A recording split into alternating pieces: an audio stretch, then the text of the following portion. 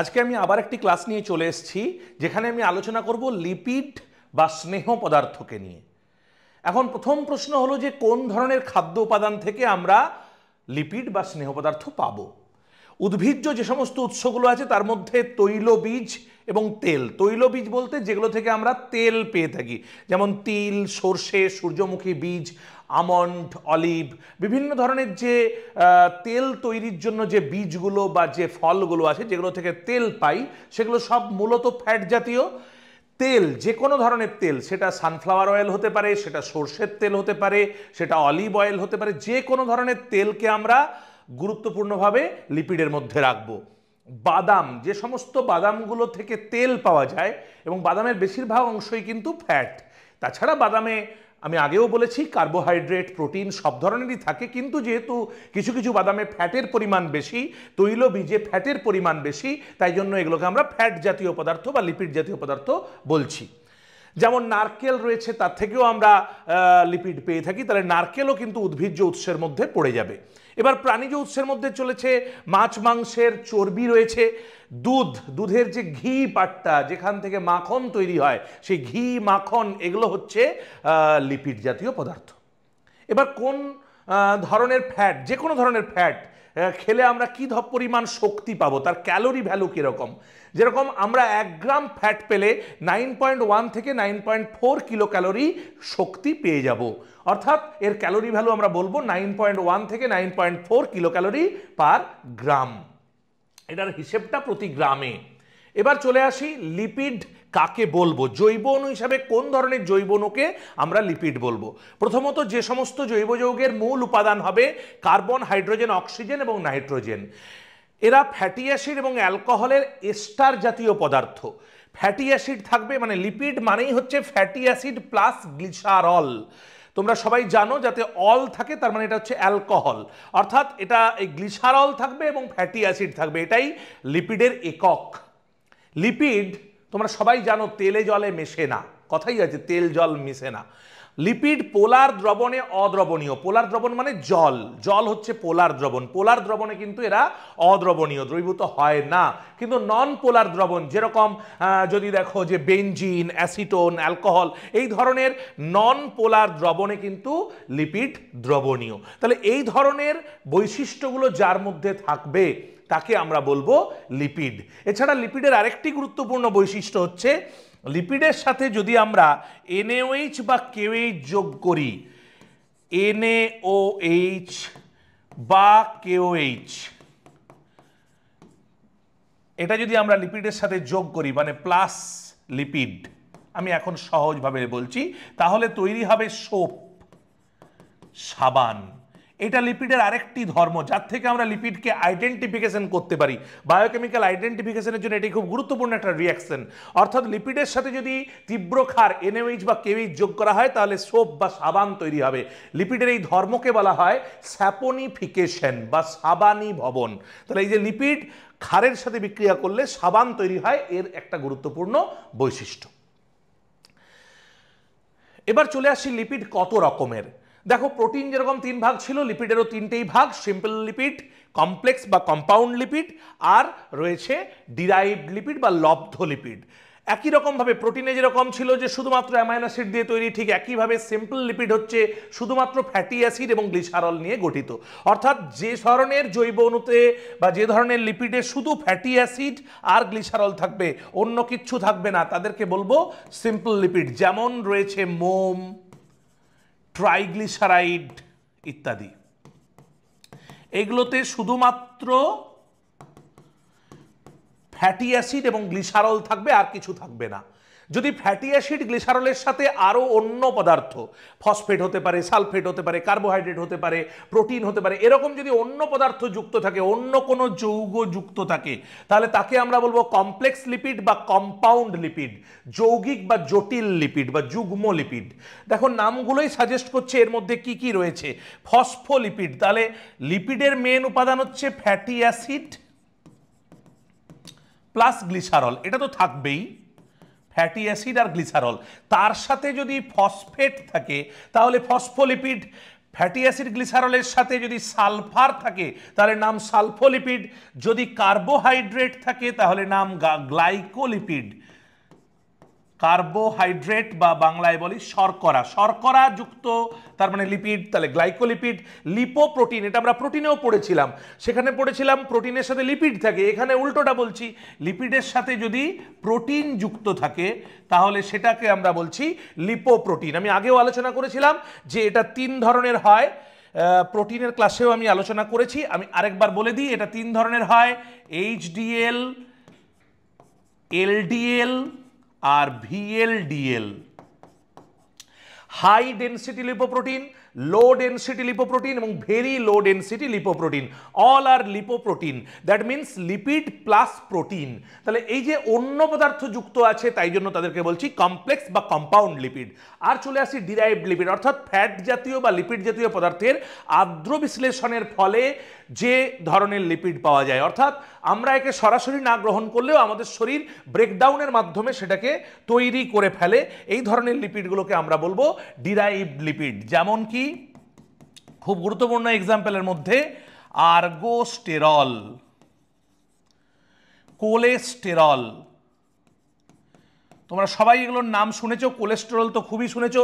Cholesterol একটি গুরুত্বপূর্ণ lipid এবং এটা বিভিন্ন ধরনের হার্ট ডিজিজ এবং শরীরের বিভিন্ন ধরনের রক্ত সংক্রান্ত রোগের জন্য এই কোলেস্টেরল দায়ী। এছাড়া যে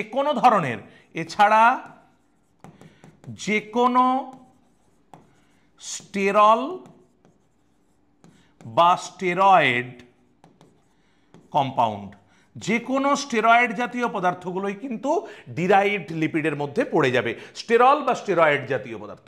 এখন আমরা আরেকটু দেখে নেব যে রুম টেম্পারেচারে যেগুলো কঠিন ট্রাইগ্লিসারাইড তাকে কি বলবো, আর রুম টেম্পারেচারে যেগুলো তরল ট্রাইগ্লিসারাইড তাকেই বা কি বলবো। রুম টেম্পারেচারে যারা কঠিন তাদেরকে কিন্তু বলবো ফ্যাট, আর রুম টেম্পারেচারে মানে সাধারণ রুম টেম্পারেচারে সারা বছর ধরে যেগুলো তরল থাকে তাদেরকে আমরা বলবো তেল বা অয়েল। মানে আমরা অনেকেই ভুল বলি, আমরা দেখো সর্ষের তেল বলি, সর্ষের তেল সারা বছর ধরে কিন্তু লিকুইড থাকে, কোনো অসুবিধা নেই, কিন্তু আমরা নারকেল তেল বলি, নারকেল তেল দেখবে শীতকালে জমে যায়, বা অনেক ধরনের ফ্যাট তোমরা দেখবে যেগুলো কিন্তু জমে থাকে, তাহলে তাকে আমরা কিন্তু ফ্যাট বলবো, যেগুলো রুম টেম্পারেচারে সলিডিফাই হয়ে থাকে, যেমন ডালদা, যেমন পাম অয়েল, যেটা সেটা অয়েল বলি কিন্তু সেটা অ্যাকচুয়ালি অয়েল না, তাকে পাম ফ্যাট বলতে হবে। অর্থাৎ রুম টেম্পারেচারে যেগুলো কঠিন ট্রাইগ্লিসারাইড হবে তাকে বলবো ফ্যাট, রুম টেম্পারেচারে যেগুলো তরল থাকবে সারা বছর ধরে তাদেরকে বলবো তেল। এবার আমি একটু আগেই তোমাদের সাথে আলোচনা করছিলাম কোলেস্টেরল বা যে কোনো ধরনের কোলেস্টেরল বা স্টেরল বা স্টেরয়েড, এই ধরনের যে কম্পাউন্ড যাতে স্টেরয়েড থাকবে, স্টেরয়েড আমরা কাদেরকে বলবো? দেখো আমি স্ট্রাকচারে যাচ্ছি না, তোমাদের সিলেবাসে স্ট্রাকচার নেই, কিন্তু আমি যেটা জানা দরকার তোমাদের, এতে একটা খুব গুরুত্বপূর্ণ বলয় আছে, তা না হলে তাকে আমরা স্টেরয়েড বলবো না। সেই বলয়টার নাম হলো সাইক্লোপেন্টানো পার হাইড্রো ফেনান্থ্রেন, পার হাইড্রো ফেনান্থ্রেন রিং। বাংলাতেও লিখে দিই,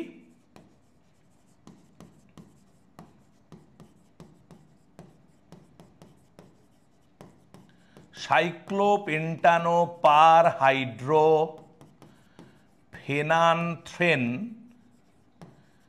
বলয়। অর্থাৎ এই বলয়টা খুব গুরুত্বপূর্ণ একটা বলয়, এই বলয় যে ধরনের কম্পাউন্ডে থাকবে বা যে ধরনের জৈব যৌগে থাকবে তাকে আমরা স্টেরয়েড বা স্টেরল জাতীয় যৌগ বলতে পারবো। এবার চলে আসি ফ্যাটি অ্যাসিড নিয়ে। দেখো যেরকম প্রোটিনের একক ছিল অ্যামাইনো অ্যাসিড, সেরকম ফ্যাটের একক হচ্ছে ফ্যাটি অ্যাসিড আর গ্লিসারল। তার মধ্যে ফ্যাটি অ্যাসিড তার দু ধরনের হয়, সম্পৃক্ত ফ্যাটি অ্যাসিড আর অসম্পৃক্ত ফ্যাটি অ্যাসিড। সম্পৃক্ত হচ্ছে ইংলিশে স্যাচুরেটেড ফ্যাটি অ্যাসিড। কাকে বলবো স্যাচুরেটেড ফ্যাটি অ্যাসিড? যাদের গঠনে কোনো ডাবল বন্ড থাকবে না। তোমরা জানো যে বিভিন্ন স্ট্রাকচারে যে সি ডাবল বন্ড সি, এইরকম যদি কোনো ডাবল বন্ড না থাকে, এই ধরনের কোনো ডাবল বন্ড কিন্তু থাকবে না। এরকম ডবল বন্ড থাকবে না যে ধরনের ফ্যাটগুলোতে, তাদেরকে বলবো স্যাচুরেটেড ফ্যাটি অ্যাসিড। সেই ফ্যাটি অ্যাসিডগুলোকে, এদের গলনাঙ্ক খুব বেশি হবে, উচ্চ গলনাঙ্ক বিশিষ্ট হবে, এরা সাধারণ উষ্ণতায় কঠিন হবে। তাহলে এরকম ফ্যাটের মধ্যে, এরকম ফ্যাটি অ্যাসিডের মধ্যে কারা পড়ছে? এক্সাম্পল হচ্ছে পামিটিক অ্যাসিড,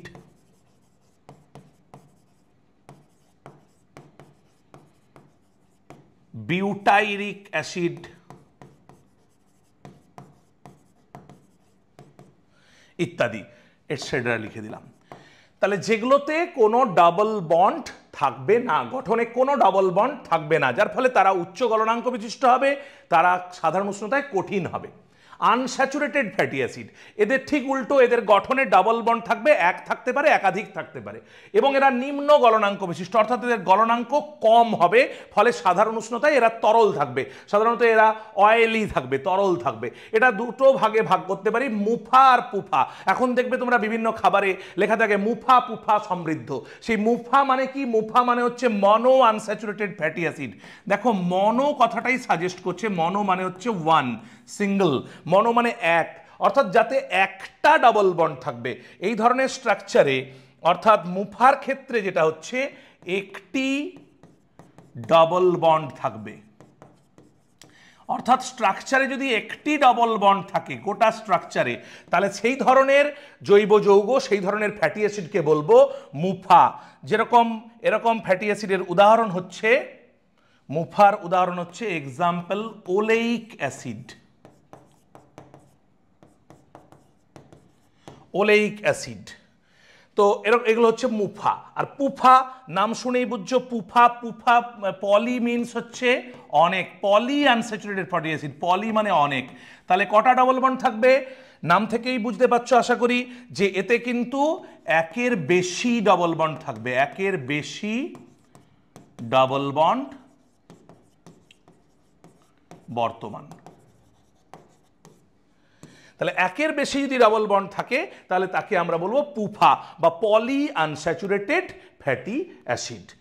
এর আমরা পলি আনস্যাচুরেটেড ফ্যাটি অ্যাসিডকে একটু ভাগ করে নিতে পারি। পলি আনস্যাচুরেটেড ফ্যাটি অ্যাসিড কটা ডাবল বন্ড থাকছে তার উপর ভিত্তি করে কিন্তু এটা ভাগ করা যেতে পারে। যেমন ডাই এনোয়িক অ্যাসিড, ডাই এনোয়িক মানে নাম শুনে এখান থেকেও বুঝতে পারবে, ডাই মানে দুই, ডাই ইকুয়াল টু দুই, তার মানে কটা ডাবল বন্ড থাকবে? দুটি ডাবল বন্ড থাকবে। আমি বলেছি একাধিক ডাবল বন্ড থাকতে হবে, তাহলে দুটি ডাবল বন্ড থাকলে হচ্ছে ডাই এনোয়িক অ্যাসিড। ট্রাই কথাটার মানে হচ্ছে তিন, তাহলে কটা ডাবল বন্ড থাকবে? তিনটি ডাবল বন্ড থাকবে। তিনটি ডাবল বন্ড থাকলে হয়ে গেল ট্রাই এনোয়িক অ্যাসিড। চারটি ডাবল বন্ড থাকলে হয়ে গেল টেট্রা। তাহলে যদি চারটি ডাবল বন্ড থাকে তাহলে হয়ে গেল টেট্রা অ্যানোয়িক অ্যাসিড। এবার এরকমগুলোর মধ্যে কারা পড়বে একটু মনে রাখতে হবে, কারণ এগুলো খুব ইম্পর্টেন্ট। পুফা কিন্তু খুব ইম্পর্টেন্ট। এর এক্সাম্পলের মধ্যে পড়বে লিনোলেইক অ্যাসিড,